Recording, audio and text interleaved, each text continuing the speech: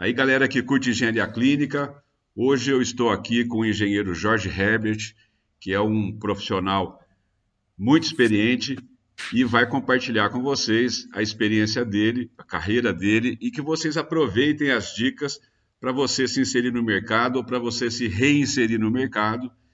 E eu convidei ele, né? A gente já fez alguns trabalhos juntos e para mim é um prazer muito grande tê-lo aqui no canal para compartilhar, para ensinar com a gente, né? Porque a gente precisa de aproveitar a experiência de quem tem e utilizar para fortalecer a nossa profissão. E como sempre, eu começo perguntando ali como é que foi a parte estudantil lá no começo, né? No ginásio, no colégio, se pensava em ser engenheiro, em atuar em hospital, se tinha alguma coisa assim, ou se não tinha. Então, Jorge, a palavra está com você aí para você contar para a turma como é que foi esse início na área estudantil, né? Esse começo de estudante. Legal. Como é que foi?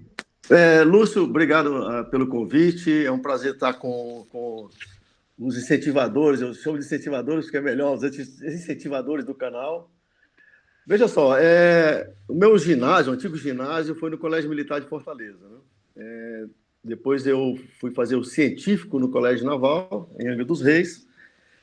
Por uma questão, vocês podem notar que eu uso óculos, meu pai era da aeronáutica, eu queria ser piloto, e naquela época piloto não podia usar óculos, essas coisas todas. Então, enveredei para o lado da Marinha, fui para o Colégio Naval. Depois, Escola Naval, aí começou a minha trajetória, né, técnica, digamos assim, porque no Colégio Naval nós já éramos, digamos assim, direcionados à área técnica, tinha que ser engenharia.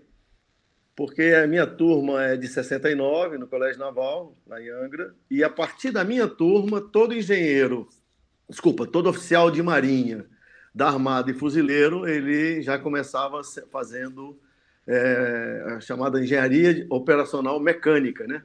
Engenharia de operações na modalidade mecânica. E nós já éramos direcionados para a engenharia. Depois de um tempo, eu sentei com meu pai e falei, pai, eu prefiro ser um engenheiro e me dedicar a uma outra situação do que ser um oficial razoável. Eu não estou satisfeito com esse negócio. E foi interessante, e aí eu deixei de fazer a engenharia mecânica. Aí tem uma outra adendo, todo intendente também saía como administrador de empresas. Então, eu deixei de fazer engenharia mecânica, mas já tinha concluído o básico, já estava no 6º período, faltava um ano para sair guarda-marinha, né? E fiz um acordo com meu pai. Eu saí, pedi baixa, fui fazer engenharia civil. E aí foi um negócio interessante, porque você tem um mundo diferente, o mundo civil é um pouco diferente do mundo militar, né? Então você tinha todo um aparato à sua volta e tive que descobrir muitas coisas. Ô Jorge, mas e o colégio militar? Assim, falando ali do colégio ainda, Certo. eu tenho alguns colegas, né, de faculdade que o pessoal que fez o colégio militar, o pessoal praticamente entrava direto na faculdade sem fazer cursinho, né?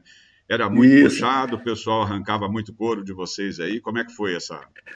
Tem um negócio interessante, para você ter uma ideia, a conjugar o que nós chamávamos de marinharia, né, nós fazíamos em torno de 14 matérias por semestre. Eram 8, normalmente da área técnica, a área voltada a estudo, né, normal, e tem as 6 de marinharia. E você trabalhava com astronomia, navegação, náutica, essas coisas todas. Então, Isso no colégio? Isso no colégio. Na escola naval foi mais intenso ainda, porque aí você já estava se preparando para sair oficial de marinha, entendeu? Tá. Então, táticas de guerra, muita história, quais foram os grandes conflitos navais. Então, você estudava toda essa coisa, essa estratégia toda. E no futuro, o oficial de marinha vai para lá, a Escola de Guerra Naval, a Escola Superior de Guerra fazendo. Por isso que tem essa contemporaneidade com as outras armas, entendeu? Mas é puxado, muito puxado. Agora, eu entendi então que você saiu do equivalente à Academia Militar para a Marinha. Você chegou aí. Isso, Escola Naval, fiz até o 3º ano. E no 3º ano eu pedi baixa, faltava um ano para sair oficial. Tanto é que a minha turma é de 74, eu saí em 73 e fui fazer engenharia civil. Que foi um negócio interessante, né? Foi uma conspiração do destino, digamos assim. O cósmico e o quântico conspiraram a favor, porque eu fui fazer engenharia civil e peguei muitos professores ainda, né? da Escola Naval, que continuaria no último ano da Escola Naval, se eu tivesse ainda lá na academia, né? Mas é isso. Então, mas uma coisa interessante que você puxou aí a atenção. O ensino é muito puxado, tanto no colégio militar, que era o antigo ginásio, o colégio naval, que era o antigo científico. Você tem uma ideia, outra coisa, o científico no colégio naval, à minha época, eram 2 anos só. Todos os outros lugares do Brasil eram 3 anos. Então, você imagina fazer tudo em 2 anos. Entendeu? Eu tive no Exército também, Aham. fiz o NPOR, né? Então tinha Beleza. que estudar ali, tinha as disciplinas tal, Aham, exato. hierarquia e disciplina, né? Então o pessoal É. que faz o colégio militar já começa desde cedo a aprender a dar ordens e obedecer Isso. ordens também, né? E outra coisa interessante que o ensino da Marinha me deu, né? Eu me lembro que, só para você ter eu vou dar uma puxada aqui num negócio interessante, olha, uma vez a minha esposa, nós estávamos fazendo faculdade juntos de administração e ela, tem um negócio de cálculo, eu falei, olha, cálculo é importante, trigonometria, aí eu comecei a brincar com ela, vou fazer trigonometria. Eu cheguei assim no meio fio da rua, aí eu coloquei assim, olha, como é que eu aprendi trigonometria? Então vamos lá, eu vou calcular para você aproximadamente a altura daquele poste.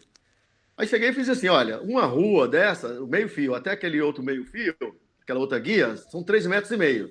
Aquele canteirinho, digamos, imaginemos que ele tem 1 metro, então já lá vai dar 4,5 metros. Mais 3,5 metros, eu chego no pé do poste. O pé do poste dá 8 metros. E aí eu tenho o poste é o meu cateto oposto. O meu cateto adjacente são esses 8 metros. Tangente de 45, se eu fizer uma visada de 45 graus, tangente de 45 é 1. Então, aproximadamente, a altura do poste é 8 metros. Ela falou, e é para isso? Então, no colégio militar, no colégio naval, a diferença que eu vejo, e também na escola naval era assim, a diferença é que os exemplos eram práticos, não era decoreba de simplesmente cateto oposto sobre cateto adjacente igual a tangente, não é isso. Tinham exemplos práticos.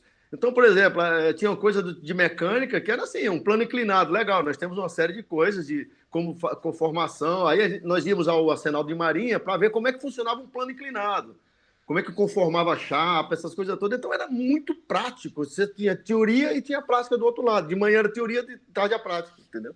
Eu lembro que o meu pai, ele também era engenheiro e, enfim, e Uhum. aí ele comprou um sítio uma vez e aí a gente ia todo final de semana lá. Então Certo. levava o nível e o teodolito, né? Que a gente acabou usando no. Quando eu cheguei no deserto, eu já sabia usar, né? Porque Perfeito. andando com a baliza e com a régua de nível, fazendo as curvas de Exato. nível lá no sítio. Legal. Mas eu acho que é uma experiência muito boa. A gente é uma oportunidade muito boa a É. gente ter um colégio mais consistente, né? Exato, exato. O ensino, para mim, essa parte de base, eu tirei a faculdade de engenharia civil com o pé nas costas. O básico foi feito na escola naval, né? Então, física de 1 a 4, química 1 e 2, depois química industrial, química geral, depois química 1 e 2, aquela coisa toda, e depois tinha matemática, 1, 2, 3, 4, cálculo, aquela coisa. Eu tirei muito rápido, né? E aí nós fazemos muitas conjugações das coisas, entendeu? E para entrar na escola naval também é uma peneira grande É também, uma né? peneira grande, não é só o Enem, não. Tá? O negócio é pesado. Tem cursos específicos, né, no Rio de Janeiro, aqui em São Paulo. As academias, né, tinha até uma brincadeira, a academia ideal eram as instalações da AMAN, do Exército, o ensino da Marinha e a liberalidade da aeronáutica. O pessoal brincava muito com isso. Mas o ensino em si é muito puxado, nas 3 armas, entendeu? Tanto é que quando o cara chega a general, ele já passa por tantos cursos, tantas preparações, entendeu? Ao generalato, digamos assim. Eu tenho meus amigos, por exemplo, o meu 01 de turma foi o ministro, né? Foi o comandante da Marinha do governo Dilma e Temer, né? O Wilkes, que foi logo depois, no início do Bolsonaro, era meu calouro. Jogávamos basquete juntos, essas coisas todas. Então são os caras muito bem preparados.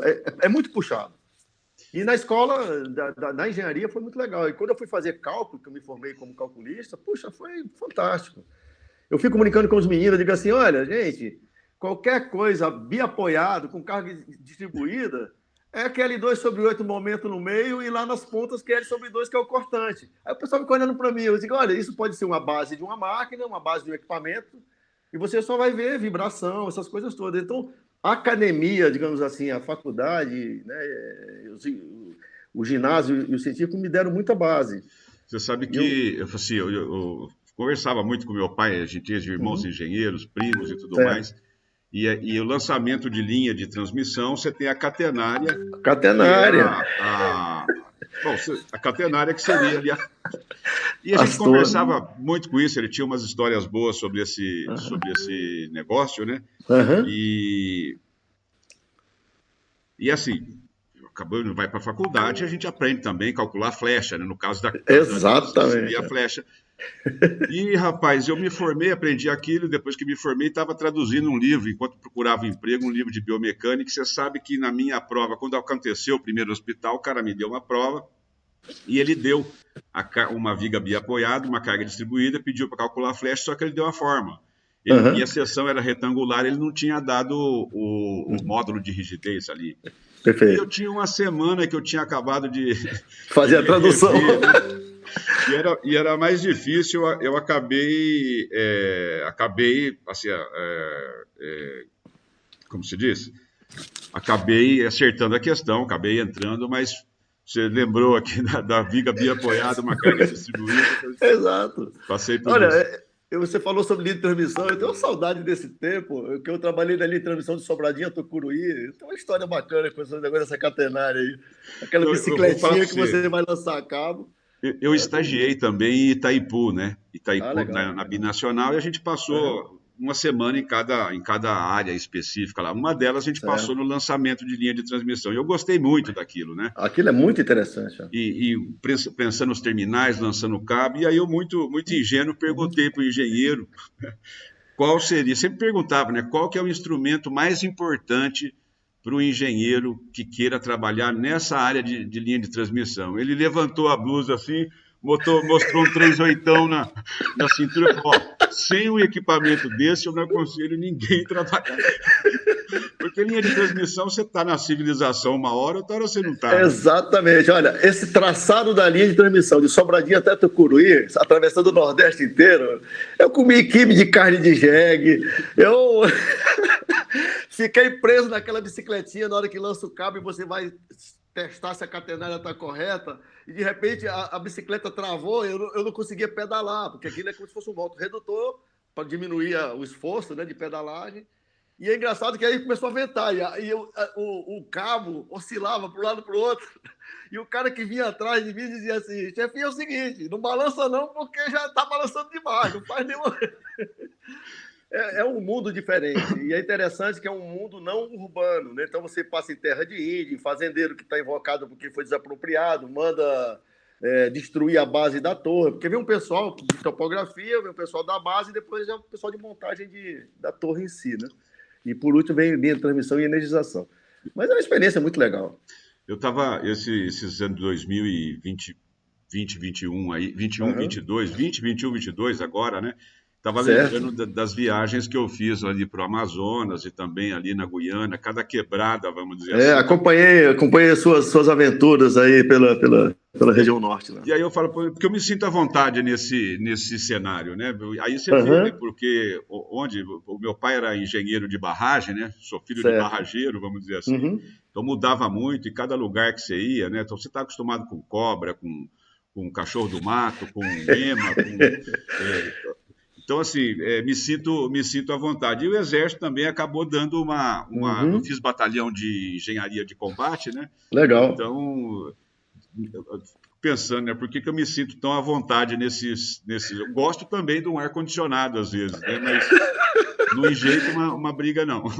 Você uma vez citou que você foi para aqueles lados lá de Irunepé, Cruzeiro do Sul, né? Eu tenho uma história de Irunepé que nós fomos fazer um trabalho de resgate de antigas instalações da Shell na região norte, quando eu trabalhei na Shell, e a rabeta da nossa voadeira quebrou e caiu a hélice. E aí, como é que vai fazer agora? Ficamos à deriva, ao bel prazer da correnteza do Rio Juruá, entendeu? Pois, Ficamos 2 dias para ser resgatados, cara. pois olha só, para você ver que curioso essa conversa. Eu também, na volta, né? Porque a gente foi Manaus, Boca do Acre. Boca Uhum. do Acre vai para Rio Branco Rio para Branco. abastecer até chegar em Envira, né? Aí Isso. de Envira a gente voou para Irunepé e Carauari. Chegou em Carauari, eu falei que uma coisa era noitinha, eu falei, vou tomar uma cerveja, né? E aí desci lá para a beira do rio, a turma foi pro hotel, falei que eu vou procurar um lugar aí. Fui lá e achei uma vendinha lá, até comprei um remo de lá e comprei uma hélice, né? Porque tinha uma penca de hélice, eu falei, mas por que tem tanta hélice assim, né? E aí o cara me contou, eu esqueci o nome do rio, porque quando o rio faz a curva, faz aquele encontro, né? O pessoal corta o Juro. caminho. Esqueci o É. nome daquela passagem. Ao invés de dar a Aham. volta toda, ele corta o caminho. E quando ele corta o É. caminho, quebra a hélice. Isso. E quebra a hélice. Aí ele explicou, eu estou até com uma hélice aqui que eu comprei, falei, vou levar uma hélice de lembrança e um remo, né? Aí você está me Perfeito. contando aí uma experiência viva. O dia que você vier de novo aqui no escritório, eu vou mostrar para você a hélice Legal, legal. de alumínio. Eu tenho boas lembranças da região amazônica. O pessoal dizia assim, lá meu nome de guerra era Ebert, né, na Shell. Você não tem nenhuma obrigação de estar presente nesses lugares tão longínquos, mas eu conhecia a região amazônica como a palma da mão. Eu andava naquelas balsas para cima e para baixo, e depois foi interessante, já como consultor da Shell, eu fui fazer um estudo de logística de abastecimento de produtos de aviação, né? Porque lá não tem estrada, é tudo na base da hidrovia, então é interessante. Aí o pessoal lembrou de mim, olha, traz o Ebert de volta aí para fazer esse estudo. E foram 2 anos praticamente fazendo um estudo lá. Bem legal. Não, Mas a base lá do Colégio Militar, Colégio Naval, Escola, deu muita, muita, eu falo assim, o muita. pessoal reclama muito da engenharia clínica, né? Que não, tipo assim, que não tem oportunidade ou que está difícil. Eu só vejo problema, né? Eu só vejo necessidade. O pessoal Aham. às vezes quer ficar muito na zona de conforto, né? Mas tem que sair, né? Ampliar essa zona aí, porque assim, Tem, nesses tem. locais remotos assim, faria uma diferença muito grande você ter Aham. Lúcio, você está citando uma posição bastante interessante. Eu me sinto abençoado, digamos assim, né? Profissionalmente falando. Primeiro que eu tive um pré-profissional fantástico. Era um calculista que ele, digamos assim, ele me vislumbrou na faculdade e me levou para projeto de engenharia. Eu me lembro que uma das coisas que ele me falava muito é o seguinte: primeiro você vai ter que, naquela época era o grande boom do milagre brasileiro, muitas obras, muitos projetos faraônicos, fantásticos, né? E no caso, a Projeto de Engenharia tinha uns projetos muito pesados, muito grandes. Só que ele dizia o seguinte: os grandes professores, inicialmente, são os grandes encarregados, os grandes mestres. Eu me lembro que a Montreal Engenharia, a antiga Montreal, que está voltando à atividade agora, cada máquina dela era o nome de um mestre. Mestre Antônio Soares, mestre José, não sei das quantas, entendeu? Homenageando os grandes encarregados, os grandes mestres que tiveram. E uma das coisas que o pessoal falava muito para mim, naquela época não tinha internet, né? Eu me formei em 76, a minha primeira como engenheiro operacional civil, depois eu fui fazer o pleno. E é um negócio interessante, porque a gente parte para ter soluções, cara. O problema está aí, eu quero saber a solução. Eu brinco muito aqui, até em nível que eu sou síndico do meu condomínio, são oito torres aqui. Quando o cara vem com um problema, eu digo, tudo bem, 2 por 1. Ele fala, 2 por 1 por quê? Me dá 2 sugestões para solucionar esse problema. Se você tiver uma sugestão, eu te dou mais uma e nós juntamos e fazemos uma terceira. Porque o pessoal só traz problemas. Hoje, eu estava conversando com um aluno de uma das instituições que eu ministro aula.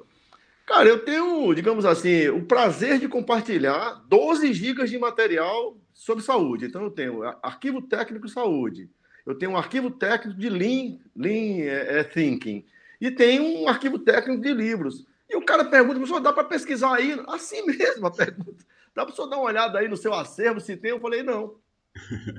Cara, por quê? Porque no campo, eu me lembro, tem coisas assim, você falando dessas dificuldades. Linha de transmissão, eu pedi um guindaste na última subestação de 500 kV, num lugar chamado Lagoa Verde, em Imperatriz. A última unidade eu não fui para lá, porque meu filho estava nascendo, e eu voltei para o Rio de Janeiro, e o meu compadre, que é até padrinho desse meu filho, é que assumiu lá o resto da obra, que era Marabá, a subestação de Marabá.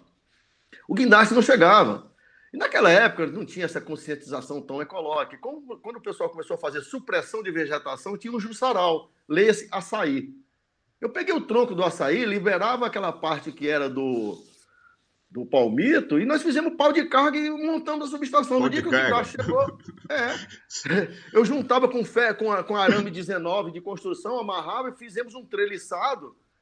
e uma treliça de vegetação de uma palmeira que é fibrosa e é muito resistente, é flexível, você consegue fazer um cálculo ali rapidinho de uma treliça.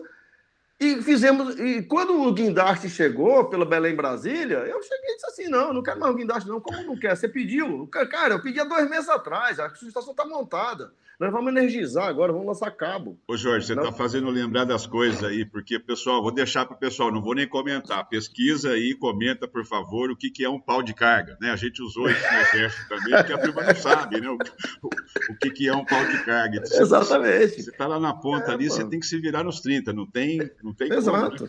Ah, e outra coisa, sempre foi. Hoje tem expressões idiomáticas maravilhosas. Não, você agora é um hands-on. Pô, hands-on. Hands-on é aquele cara que pega na mão a onça, na unha e se agarra com ela, entendeu? Então, cara, é aquele negócio. Ao longo do tempo da minha vida profissional, há outra coisa interessante. Eu com 6 meses de formado, eu era coordenador da seção técnica da Protec Engenharia, que era do Grupo Santa Matilde, lá no Rio de Janeiro, e de repente o gerentão foi embora. Os caras chegaram e disseram assim: você assume a fábrica.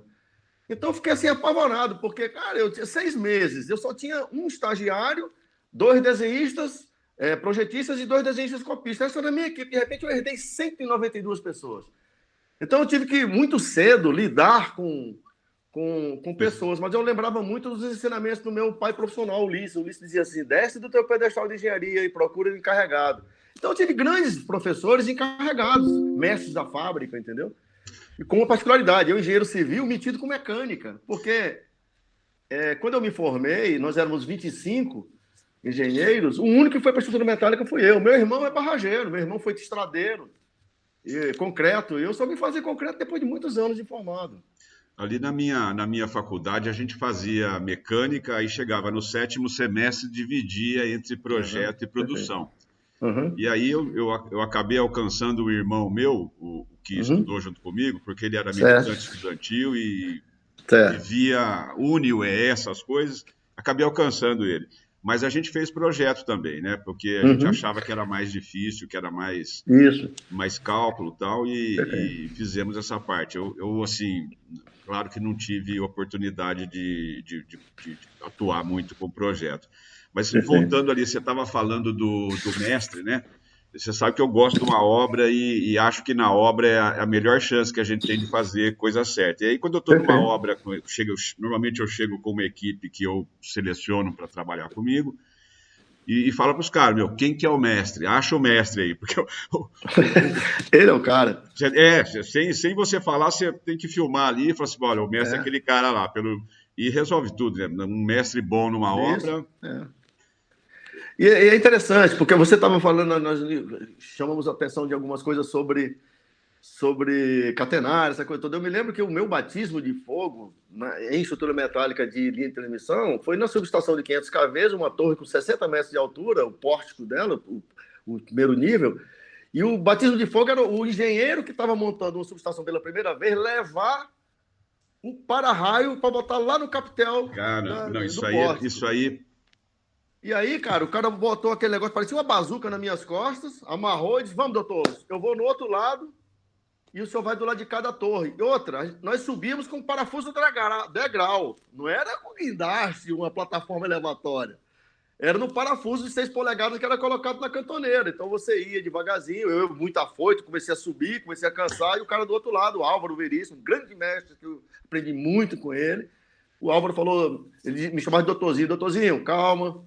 Aí ele falava assim, ventava, ele gritava assim: olha, nós temos que subir como velhinhos para chegar lá como jovens, o senhor está invertendo a coisa. Entendeu? Então são ensinamentos da prática do dia a dia. E quando eu coloquei aquele para-raio no capitel, ele quis ajudar para parafusar, eu falei: não, não, o completo eu tenho que parafusar. Parafusei, acertei aquela coisa toda. É muito interessante, né? ô Jorge, uma das coisas que eu ensino ali no curso da PUC, né, é como entender o Uhum, hospital como um uhum, equipamento. É um perfeito. equipamento que tem que funcionar, tem tudo de um equipamento, Uhum, e ainda ele é cheio de equipamentos, e ensina o pessoal a fazer o diagnóstico, olhar o uhum, hospital como um todo, e acho que é um aprendizado enorme. Mas uma coisa que me incomoda bastante é subir na caixa d'água, porque às vezes a caixa d'água ela tá no corpo do prédio, né? Tá lá em cima, você pega o Exato. elevador, sobe uma escadinha, você tá na caixa d'água. Mas quando Aham. ela não tá, rapaz, é complicado. E eu às vezes eu subo, tem que subir, porque se você não subir, você Certo. não vê o que está acontecendo lá em cima, né? Tampa aberta Aham.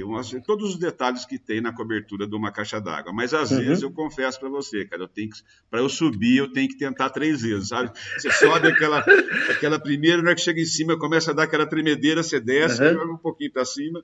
Mas eu subo, tem que subir Uhum. e eu acho importante. Senão, como é que você vai Uhum. fazer o diagnóstico, né? Como é que você vai saber o que É, está acontecendo e lá? aí tem um negócio interessante. Eu, engenheiro novinho, né? Cheguei na expansão do alto forno número 4 da CSN. Trabalhava lá na Protec. E aí eu cheguei, fiquei lá embaixo, olhava lá para cima, o galpão alto pra caramba, o nível de ponte rolante era 45 metros, a ponte rolante principal era 60 metros acima, porque o alto forno é uma coisa absurdamente grande. E eu ouvi o comentário de um montador, o cara chegou e falou assim: mas o engenheirinho igual a Papangu. Aí eu falei: caramba, isso aí. Papangu uma ave, que é uma tipo coruja, que presta uma atenção danada, mas não fala, não faz nada. E aí eu disse assim: eu preciso quebrar esse comentário. E aí, meu amigo, eu subi subi na estrutura da cobertura do alto forno pela coluna, porque o Álvaro já tinha me ensinado lá na linha de transmissão a fazer coisas desse tipo. Quando eu cheguei lá em cima, que o montador me viu lá, ele falou assim: esse é um papangu diferente. Então, eu participava muito assim, eu aprendi a torquear, aprendi a esmerilhar, aprendi a soldar. Eu cheguei um dia em obra, eu reclamei da solda do cara, o cara falou uns negócios lá para mim, eu falei: companheiro, é o seguinte, você vai para o departamento de pessoal e quem vai soldar sou eu. Regulei a bambose 440 lá, meti o eletrodo, risquei o fósforo direto. Claro, foi só 1 metro de solda, tá Não. certo? Mas era para mostrar para o cara que eu estava ali, eu podia fazer alguma coisa. Eu pontuei, né? Saiu aquela solda do peregrino, né? Fazia 10 centímetros, 10 centímetros sem solda, 10 centímetros com solda, e assim por diante, assim eu fui fazendo. Aí cheguei bem, daí para frente você continua, os outros continuam, porque eu vou agora lá para a administração. E voltei para o meu escritório, entendeu? Não, e fazer Mas solda é não isso. é fácil, né? Quando a Não, gente esteve em Itaipu, porque na faculdade fez mecânica, a gente estudava solda, né? Comprimento Aham, de, exato. enfim, especificação de eletrodo, tudo mais. Perfeito. Mas não é fácil, né? Não só para soldar. Eu É, lembro que em o Itaipu punho, né? Tem que. o pessoal Aí, dizia que um dos maiores salários era do soldador, né? soldador, soldador. Sabe Eu, quando eu. aquelas Aham, tubulações de Itaipu, que conduto aham, forçado que você via de fora, na aham, obra a gente chamava de virola, né? Então eu perfeito. participei do assentamento de virola, que basicamente era com teodolito, e aí Aham, você encostava a bicha, era um chanfro de, sei lá, uns 6 centímetros em V, uhum, né? 6, 8 perfeito. centímetros. E eu entrava a turma ali para encher aquilo de solda. O pessoal transpirava muito, né? Pastilha com sal, né? Para não. Com sal, é. E aí é Reidratar. uma profissão interessante Uhum, e requer. Tem algumas que são, vamos dizer assim, eu acho a elétrica a mais difícil de fazer, né? Porque por perfeito. exemplo, sou especialista em grudar eletrodo, né? Porque põe ali, o A bicho gruda. distância é muito pequena, tem que manter o pulso firme. É, mas interessante. Ó, E- na época de plataforma de petróleo, eu trabalhei, né, no consórcio Essex Nord. O Essex era uma empresa estatal de engenharia, muita gente do IME e muita gente também do Batalhão de Engenharia Militar, né? O pessoal de material bélico e tudo mais. E tinha a Nordon, que era aqui de São Paulo, uma empresa fantástica. E eu, Melo Vieira Engenharia, eu fazia as chamadas estruturas terciárias de módulo de plataforma de petróleo. Tinha soldador que o cara vinha com a mão esmaltada, né, unha feita, ele chegava assim: mestre, eu estou aqui, quero te contratar, mas eu tenho que trazer meu ajudante.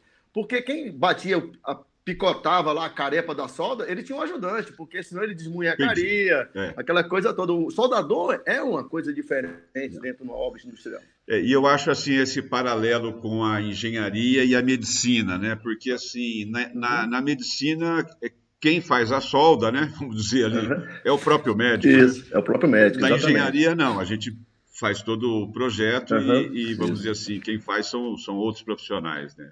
É. É interessante como que esses paralelos entre as profissões, né? Eu jamais, embora meu sogro e minha sogra, quando vivos, eram enfermeiros, eu jamais imaginei que um dia trabalharia na área da saúde, E né? conta um pouco para nós aí, como é que foi essa experiência de aceitar um desafio na área hospitalar e agora está dedicando toda a sua experiência Uhum. para a área da saúde? Como é que é isso? Aconteceu um negócio interessante, né? Eu faço parte ainda de um grupo. Existe um profissional que eu tenho um respeito enorme, nós temos uma amizade, daquelas amizades que um olha para o outro, nós sabemos o que cada um está querendo, que é com o Henrique Neves. Eu não gosto de nomear as pessoas, mas eu faço questão de falar dessa pessoa, que é o CEO do Einstein, o superintendente-geral do Einstein. Ele foi meu chefe na Shell durante 13 anos. E nós só ficamos afastados 4 anos que ele foi para Londres. E quando ele me convidou, foi em 2012. Em novembro de 2012, eu recebi um telefonema, eu reconheci a voz, eu estava no meio da estrada, lá no interior do Maranhão, e aí eu, conversando, atendi o telefone, ele falou: está se configurando uma situação aqui, eu queria saber se eu posso contar com você. Eu falei ontem. Ele só falou isso, obrigadíssimo, e retornou em fevereiro de 2013. E em 2013, em abril, ele me telefonou e falou assim: você pode estar no dia 23 de abril aqui em São Paulo? Eu falei: sem problema. E aí foi quando eu conheci outra pessoa que eu acho fantástica, é um visionário, não no sentido de ter só a visão, ele tem uma estratégia de visão com relação ao mundo saúde, que é o Claudio Lotenberg. Então foram duas pessoas que eu aprendi um eu já conhecia, o outro eu aprendi a prestar muita atenção aos ensinamentos dele com relação à estratégia da saúde, né? Então eu tive que montar a minha estratégia pessoal dentro desse universo de saúde. E aí aconteceu um negócio muito interessante que eu vou chegar na engenharia clínica. Eu já tinha passado por segurança patrimonial na Shell e na Alcoa. Eu já tinha passado por projetos e obras na Projecto, na Santa Matilde, na própria Alcoa e tudo mais. Então, quando eu fui apresentado ao pessoal de projetos e obras, depois veio o pessoal de manutenção. Eu já tinha feito manutenção. E aí veio Facility, que era uma novidade.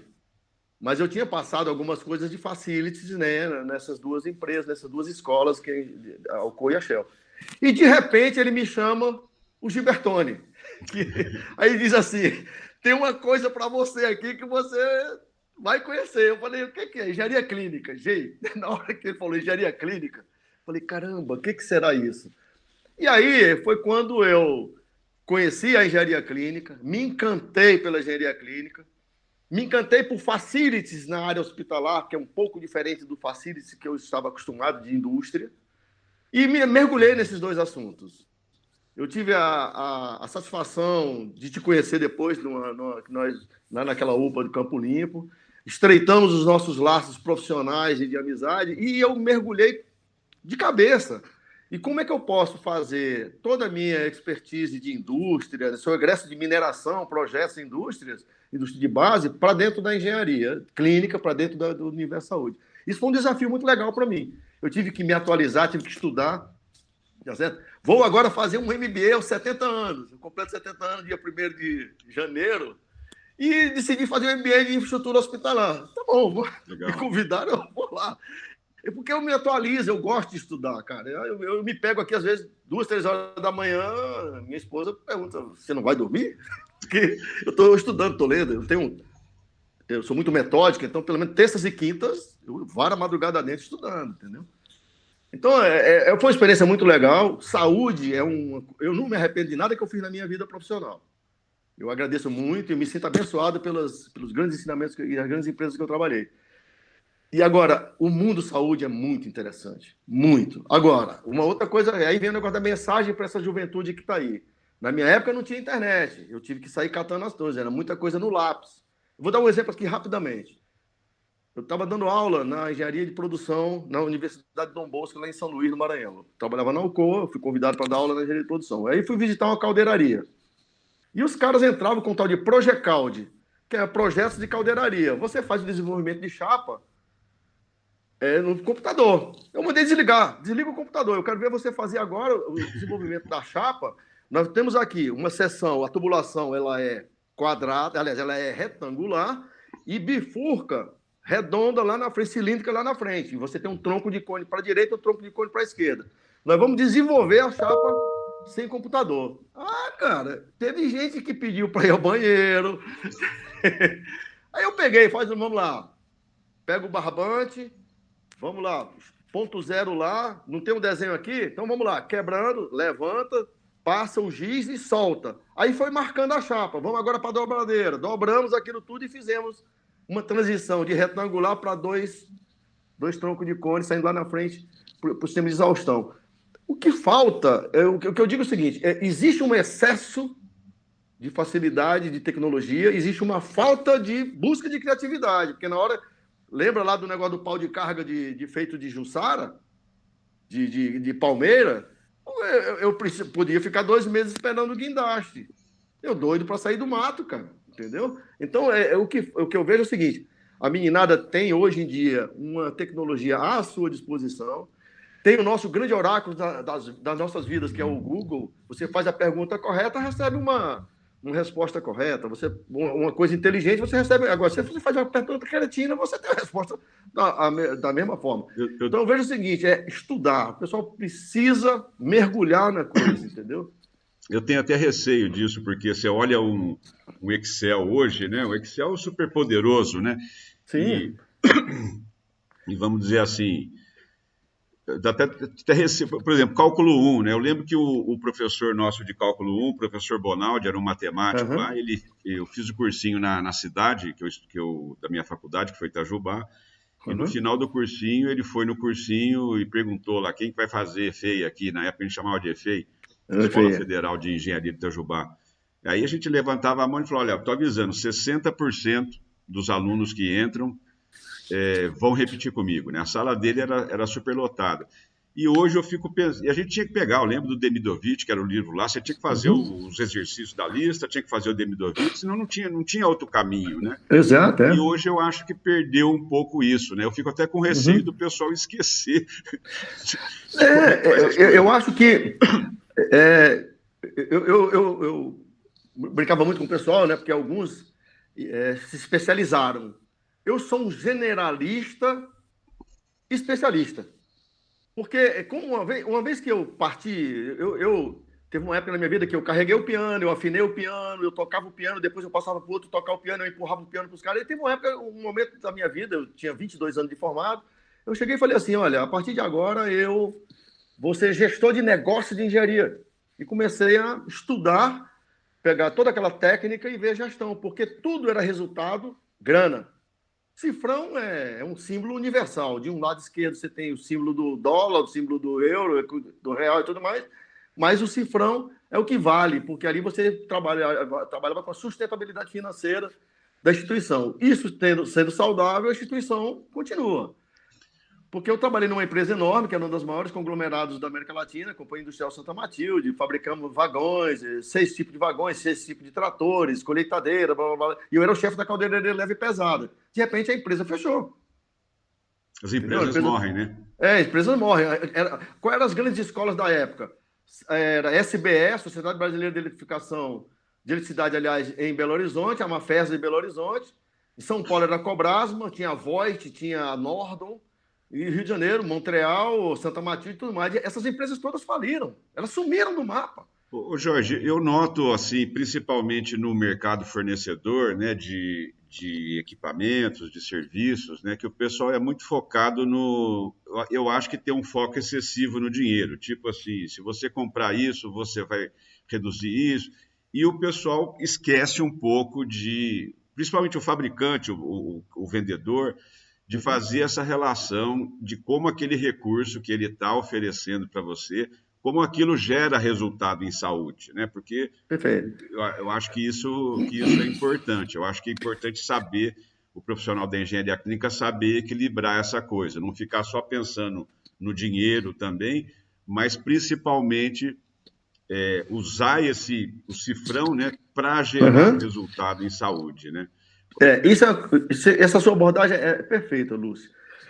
Veja só, eu converso muito quando eu começo a expor as aulas, o meu primeiro contato com os pós-graduandos, até na graduação também, eu sempre falo para as pessoas o seguinte: olha, você tem que ser gestor do seu negócio, seja ele engenharia de projetos e obras, E aí tem um negócio que nós brincamos muito, né? A engenharia hospitalar, a manutenção é muito pequena, a engenharia hospitalar é abrangente.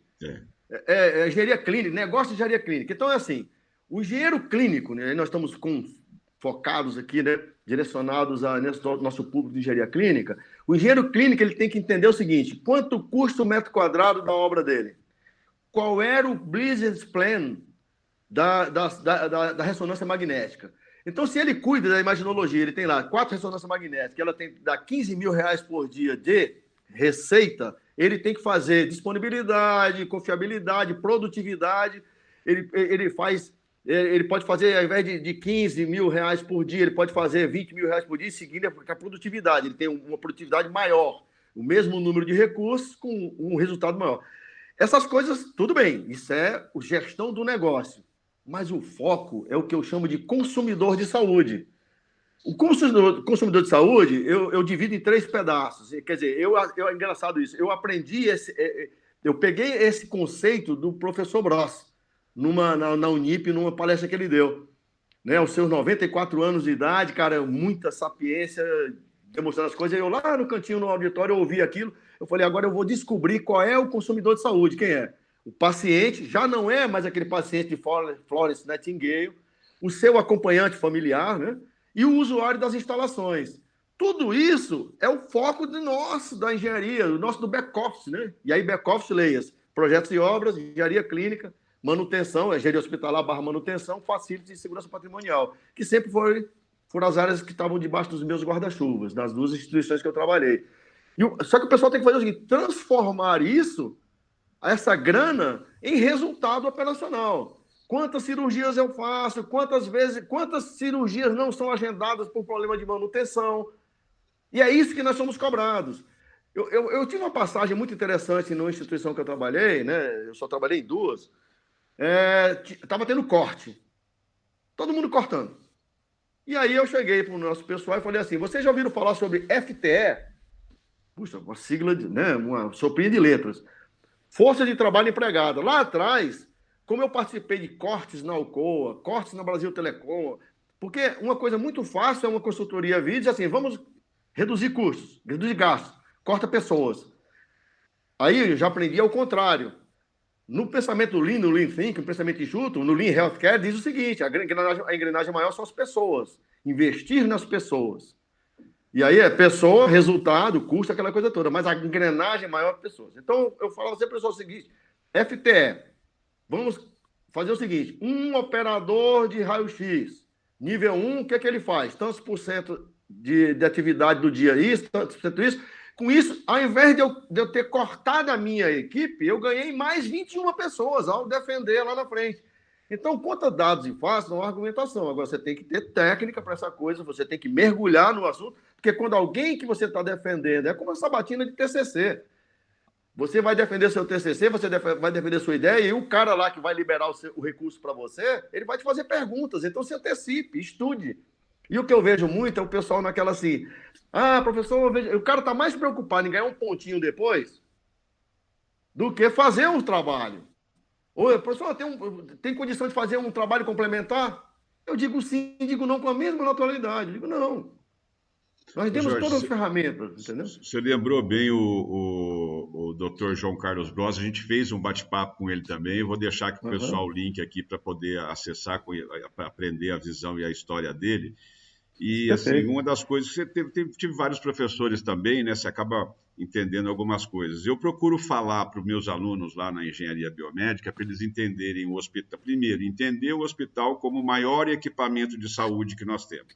Perfeito. Tem fonte de alimentação, tem fonte de água, de gás, tudo aquilo tem que funcionar perfeitamente. A importância da gente trabalhar junto com arquitetos, mas eu procuro mostrar para eles assim: trabalha para identificar qual que é a estratégia clínica da organização, qual que é a estratégia administrativa da organização, e aí a estratégia tecnológica fica muito mais fácil de você definir, sabe, tendo claramente esse sentido, né?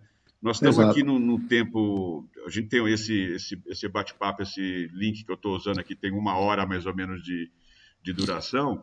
Aí eu queria pedir para você fazer um fechamento nesse Legal. contexto, nesse estratégia clínica. Eu sei que você é administrador também, né, que gosta bastante de administração. Aprendi a respeitar bastante o administrador, porque as empresas morrem, né? Então, se deixar Exato, um exato. hospital morrer, não tem emprego para ninguém, né? Perfeito. Então, como é que a gente pode É, ajudar essa turma a pensar como contribuir mais e melhor na área da saúde? Lúcio, é exatamente isso. O hospital é um equipamento macro. E cada setor faz parte de uma cadeia produtiva dessa engrenagem maior. Então, precisa entender. Se eu recebo, como eu falei, se eu recebo uma ressonância, ela tem que me dar um resultado, eu preciso saber qual é esse resultado que está sendo esperado, o resultado financeiro. Mas eu preciso me aproximar. E aí tem um negócio que eu aprendi. Olha, eu fui iniciado na saúde em 2013. Mas eu aprendi uma coisa muito interessante. Quem manda no hospital é a coordenação de enfermagem. Ponto. Porque é quem está no beira-leito, é quem está acompanhando tudo. Os médicos, tudo bem, hierarquicamente eles têm suas funções, eles têm a sua importância, mas eles vão conversar com a enfermagem. E a partir do conhecimento que nós técnicos, que somos o back-office, o suporte para as coordenações de enfermagem e, digamos, assistência, corpo clínico, se entender o que é a necessidade, quais as necessidades da engenharia, da enfermagem, da assistência, você você concilia, faz um link entre a massa técnica do back-office com a massa clínica da assistência, através da coordenação de enfermagem. Dica: se aproxime das coordenações de enfermagem, entendam a clínica, a necessidade clínica e assistencial de cada setor que você é back-office, e você, a partir daí, você com certeza vai estar inserido no contexto da cadeia produtiva. Porque técnicos nós somos. Cuidar da disponibilidade. O DO tem que ser 98%. Beleza, a indústria diz 98,5%, eu chego a 99%. Legal, mas e aí? Está atendendo a coordenação de enfermagem? Então, é isso que você abordou. Ter a clínica, o entendimento do que é a necessidade clínica, a necessidade. E isso tudo você chega no negócio. Agora eu quero te pedir uma outra ajuda aí, porque assim, a minha experiência aí por esses hospitais mundo afora, que a grande maioria coloca a gente no organograma, no bloquinho manutenção. Quando você vai, tá na rua, tá conversando, e o cara, aquelas conversas de boteco, por exemplo, o que você faz, onde você trabalha, você fala que trabalha em hospital, o mais longe que o cidadão comum alcança é a manutenção. Você faz manutenção. Aí a gente fala, não, faço isso, mas não é só isso. Aí você começa a conversar. Mas o que você poderia dizer para E outra, né? Por exemplo, uma coisa legal no Einstein que a gente vê é que a engenharia tem um status de diretoria, né? Então eu queria que você mandasse um recado também para esse grupo aqui, que são os dirigentes hospitalares, que são os políticos, né? Vereadores, deputados, prefeitos, secretários municipais de saúde, estaduais de saúde. Como é que você recomenda que esse pessoal pense a nossa presença na área da saúde? Bem, eu tenho uns modelinhos que eu implantei nas instituições e nas instituições também que eu dei consultoria, e eu digo o seguinte: toda semana, e aí tem um macete de quarta a quarta, porque quinta você revisa, sexta você divulga. É uma semana, não tem problema nenhum. O hospital é 24/7. Você divulga o que você faz. A engenharia clínica, a engenharia hospitalar / manutenção. Porque, e o pessoal precisa entender isso. Lúcio, eu fui dar construir num hospital novo, lindo, maravilhoso, e eu perguntei, cadê a engenharia clínica? Não, tudo aqui é novo, quando quebrar a gente chama. Olha só, o dono do hospital me falou isso, junto com o diretor administrativo. O pessoal precisa entender o seguinte: a assistência não existe sem o back-office. O back-office precisa ter força. Como é que a gente mostra essa força? Aí é bottom-up. Nós temos que fazer exatamente isso. A pressão ao contrário. É pistão. A reação. É o seguinte: quanto é o tamanho do seu parque? O engenheiro clínico precisa saber quanto é que ele tem na mão em real e quanto é que ele tem na mão em número de equipamentos. Na sua classificação de inventário, A, B, C. Com isso, ele começa a mostrar a importância da engenharia clínica, a importância da engenharia hospitalar. Quando eu me deparo muito com isso também. Você faz manutenção? Não, eu faço uma coisa muito maior. E aí eu comecei a brincar agora, eu faço o back-office, que é essa cadeia inteira. Eu tenho uma parte que é manutenção, tem uma parte que é engenharia clínica. Engenharia clínica, mas o que é engenharia clínica? É um engenheiro que é dono da clínica? Eu já ouvi isso. E como é que a gente quebra isso? Mostrando uma gestão. Eu brinco muito com isso, porque tem um músico que diz aqui, quem é gestor? Eu sou técnico. Você é gestor de negócio de engenharia clínica, você vende, você administra contratos, você administra equipe, você administra faturamento, Mas, ô você dá Jorge, resultados. ô Jorge, Né? eu queria aproveitar também e fazer a seguinte colocação, porque uma coisa é você falar da gestão, mas você passou lá por subestação de 500 kV, por pau de carga, por solda não sei aonde, né? Então, assim, e eu vejo às vezes que as pessoas querem fazer um atalho, né? Então, ele se forma engenheiro, recém-formado, ele faz um curso de especialização e simplifica a engenharia clínica ou qualquer engenharia na gestão, né? Acho É, que você não concorda comigo que tem a parte perfeito. técnica. Eu concordo. Eu tenho uma parte técnica que eu fui para o chão de fábrica. Então, Eu, porque assim, o pessoal ouve você falando e começa a repetir como papagaio. Fala ali, engenharia é só gestão. Eu falo, gente, não, olha quem não, está falando. Qual foi a não. história dele, tá certo? Não, ó, eu Né? vou lhe dar um exemplo. Nessa pandemia, que foi um grande aprendizado para nós, eu já não. Eu tenho um perfil muito operacional. Eu vou dar um exemplo aqui: São Camilo, Pompeia, terceiro subsolo. Tem sala de diretoria lá em cima? Tem, mas eu estava no terceiro subsolo com o meu pessoal. Então, chegava, botava a chave do meu carro em cima da mesa e em todos os setores da minha diretoria, conversava com a hotelaria, queria saber como é que estava a hotelaria.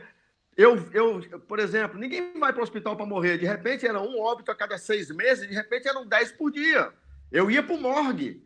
Quando minha esposa descobriu, o grupo de risco, 60 e tantos anos, grupo de risco dentro do morgue, claro que eu não ajudei ninguém a embalsamar corpo, mas eu cheguei e fui ver a logística, como é que a funerária chegava, como é que saía, como é que a gente ia dar suporte ao pessoal do comitê de crises. Tem que descer no detalhe. Aí, mesma coisa. Vamos lá agora para a engenharia clínica. Gente, o que está precisando de insumo, disso e daquilo, o que falta, o que deixa de ser? Porque a engenharia clínica, nessa hora, era patinho feio. E de uma hora para outra, nós passamos a ter importância. Quem dizia que limpeza concorrente ou terminal? Olha só, eu sou engenheiro civil, falando de limpeza concorrente e limpeza terminal. Eu tive que mergulhar em facility para conversar com as pessoas. Agora, sabe com quem que eu falava? Com quem varria o chão. Importantíssimo. Entendeu? É. Quando eu tive um piripaco, que fiquei 3 dias na UTI do São Camilo em Pompeia, porque eu estafei por causa da. Eu não tinha hora de sair, eu tinha hora de entrar, pô. 10 horas da Eu, noite, 11 horas da noite, eu estava dentro do hospital. Chegava em casa, dava aqui como diz lá no Nordeste, lá no meu Cearazão, dava um cheiro na véia e 6 horas da manhã de novo vindo para cá, para o hospital. isso aí. Mas eu ia, quando eu tive um piripaco, eu recebia a visita das pessoas da limpeza. Doutor, como é que você está? Porque eu fui lá aprender. Essa vassoura é boa para você? Como é que está a sua ergonomia? Dor nas costas, não sei o quê. Da mesma forma que eu ia na engenharia clínica. O que está precisando de insumo?